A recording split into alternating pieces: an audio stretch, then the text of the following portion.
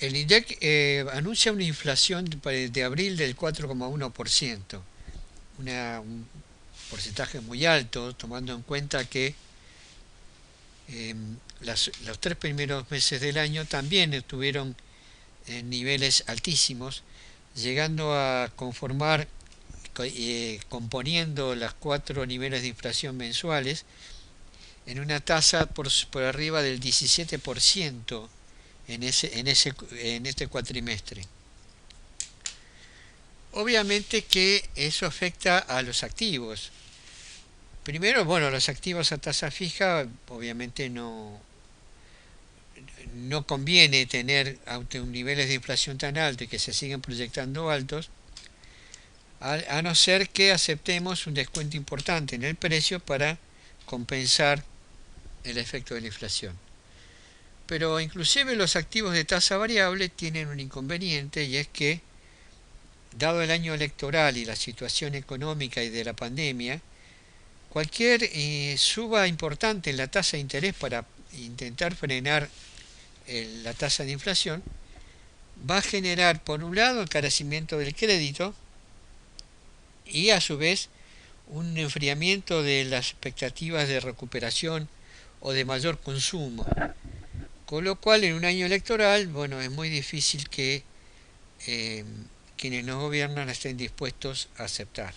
Por lo tanto, es probable que en los próximos meses, aun cuando el nivel de inflación baje, sigamos teniendo en algunos casos tasa de interés real negativa que se refleja en el rendimiento de los bonos ajustados por ser. Vemos que PRO13, TC21 y TX21, los bonos que vencen o que tienen duraciones relativamente cortas, por ejemplo un año y medio, nada, 0,20, 0,18, este 0,20, estos vencen en julio, este vence en agosto, o sea que prácticamente estamos encima del vencimiento, ya no tendrían, es decir, están mostrando este desbalance entre la tasa de interés real, o sea, la diferencia que hay entre la tasa de inflación y la tasa nominal que opera el mercado para los distintos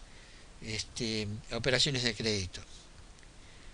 Por lo tanto, vamos a pensar qué está pasando con estos activos. Tenemos quizás dos grupitos de activos para analizar. Por un lado, el más representativo es el discount, que es un bono con una duración de casi 6 años y que tiene un rendimiento de 9%. ¿Esto qué significa? Que rinde 9 puntos más anual por sobre el nivel de inflación, o sea que es altísimo el rendimiento que tiene.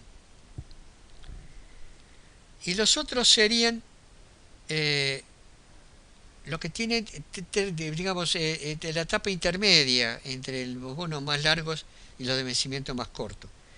Podemos ver en el 22 o el 23.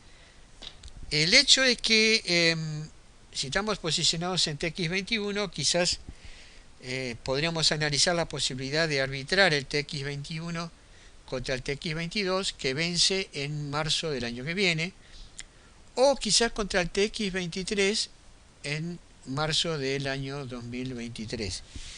Tomamos en cuenta que hay hay una diferencia de precios favorable, estamos comprando más cantidad de bonos, más valor técnico, con lo cual si hay una recuperación si hay una suba de precio producto de un aumento en que producto de que la inflación se mantenga alta y que la tasa de interés real sea siempre negativa, obviamente que la mayor cantidad de bonos nos van a permitir retornos más que interesantes. Hasta el 24 es para una posición moderada. Para una posición más agresiva, obviamente es el discount, y estos dos, el 26 y el 28. ¿Cómo es el gráfico de los bonos con SER? Y es una línea que relaciona rendimientos con duraciones que podemos llamar normal, o sea, los bonos con vencimiento más corto tienen rendimientos más bajos y los más largos tienen rendimientos más importantes. O sea, eso es el comportamiento normal de la curva. Lo que pasa es que nosotros muchas veces estamos acostumbrados a ver a la curva al revés, producto de nuestros problemas con el crédito internacional, que hace que los bonos cortos argentinos, sobre todo en moneda extranjera, tengan rendimientos mayores que los bonos más largos. ¿Qué ha sucedido desde el 29 de octubre del año pasado? ¿Por qué esta fecha? Ahora vamos a ver cuando miremos el gráfico del discount. Esta fecha es el momento a partir del cual reviven fuertemente todos estos activos vinculados al SER. Desde esta fecha hasta el 14 de mayo hemos tenido esta tasa directa en esta cantidad de días. La verdad que es muy buena tasa. Fijémonos que la gran mayoría, salvo el par, está teniendo niveles de tasa iguales o superiores a la que pagan las colocaciones a plazo en un año. Y esto fue en menos de 200 días. Proyectando la tasa nominal anual en función de esta tasa directa, nos da que hay muy buenas tasas nominales anuales. Por ejemplo, la tenemos en el discount, la tenemos en los bonos más largos, obviamente, porque son los que nos hacen esperar más.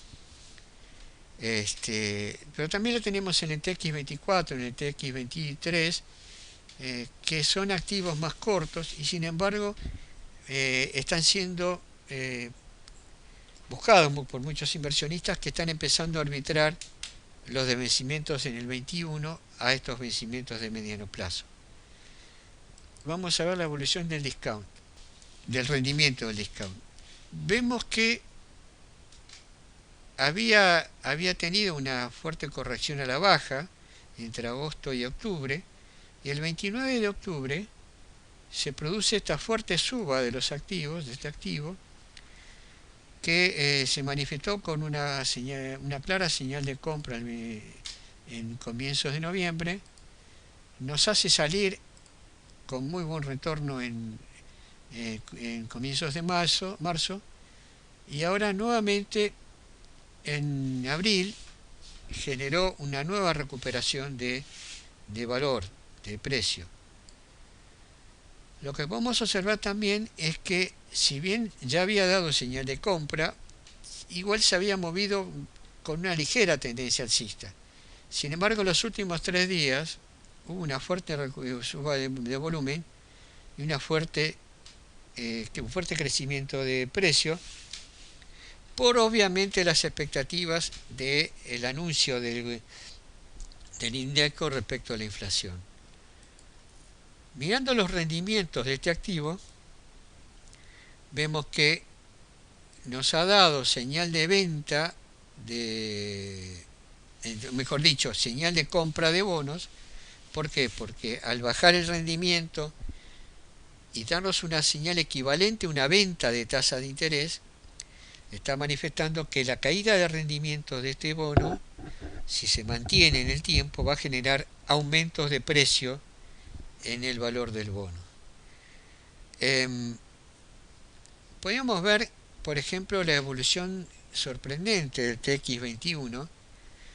El TX21 desde que arrancó prácticamente no paró de subir, salvo en algunos momentos en que intentó hacer una corrección a la baja, pero más que nada porque tuvo un comportamiento plano.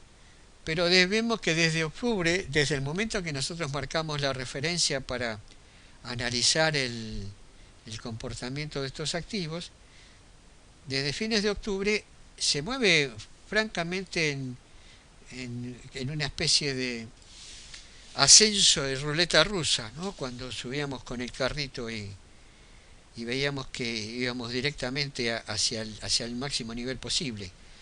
En este momento el nivel, acá tiene un claro ejemplo de un activo que puede permanecer mucho tiempo en sobrecompra, que a veces en los cursos explicamos que la señal de venta no está cuando un activo entra en sobrecompra, sino cuando sale de sobrecompra. Y este activo se ha mantenido en sobrecompra desde prácticamente desde comienzos de noviembre del año pasado hasta ahora. Pero obviamente generó un retorno espectacular porque compramos en 120 y ahora estamos pisando los 160 pesos. El otro activo que también hizo un movimiento, si bien no tan con una corrección importante, eh, subió, corrigió, vemos que la corrección superó los niveles de 50, pero a fines de octubre, cuando marcamos el momento de comprar, volvió a generar señal de compra y está todavía en tendencia. Vemos acá que recién está entrando en sobrecompra, porque obviamente el TX21 ya está cerca de su vencimiento. En cambio el TX22 tiene tiempo hasta abril del año que viene, con lo cual es posible un arbitraje todavía entre el TX21 y el TX22 para los más podríamos decir conservadores. El hecho de que la inflación se siga manteniendo en estos niveles va a favorecer a estos activos. Los otros más largos, por ejemplo el 28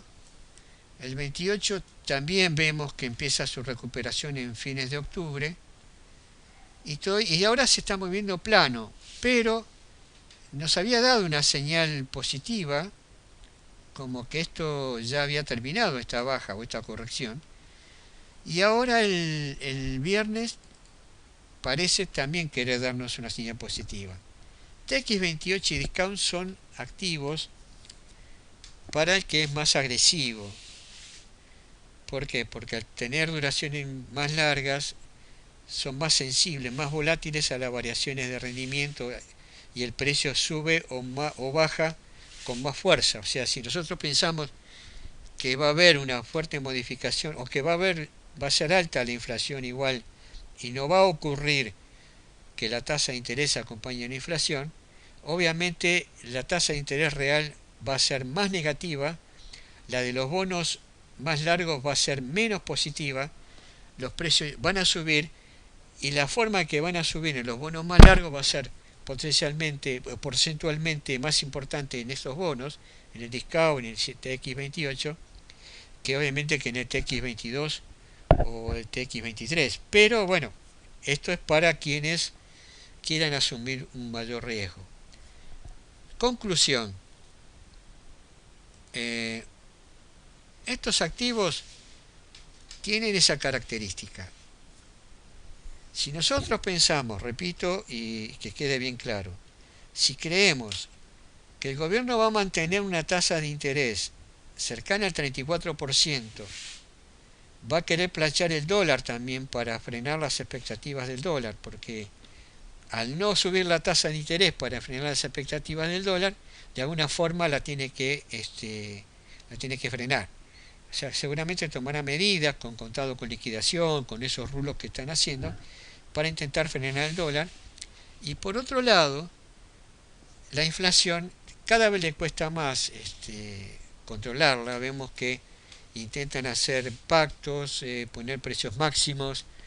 O sea, todas las medidas que se están tomando obviamente no tienen nada que ver con solucionar el déficit fiscal y la emisión que genera el déficit fiscal y el alto costo de la política denominada social.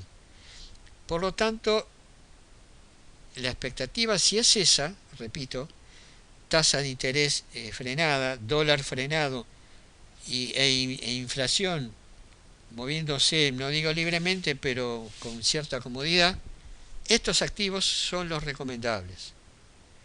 Y quienes son más conservadores, el TX22, porque ya este y este están muy cerca de vencer. Quienes son más moderados, el 23 y el 24, y quienes son más especulativos o más agresivos, podríamos decir el 26, principalmente el 28 y el Discount.